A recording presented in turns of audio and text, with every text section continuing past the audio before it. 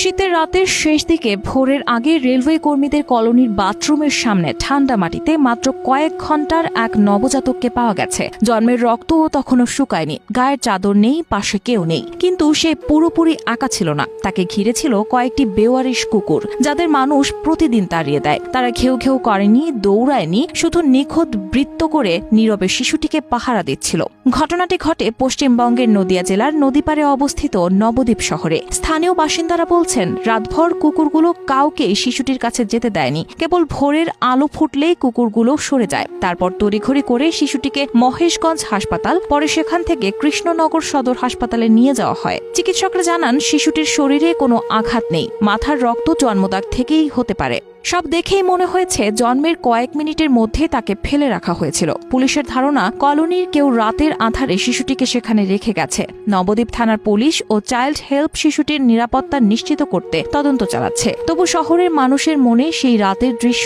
লেগে আছে। প্রশিক্ষণহীন অবহেলিত কুকুরগুলো অদ্ভুত মানবিকতা দেখিয়েছে। এক রেলকর্মী বলেন, যাদের নিয়ে আমরা অভিযোগ করি তারাই সেই মানুষের চেয়ে বেশি মানবতা দেখিয়েছে যে এই শিশুটিকে ফেলে গেছে।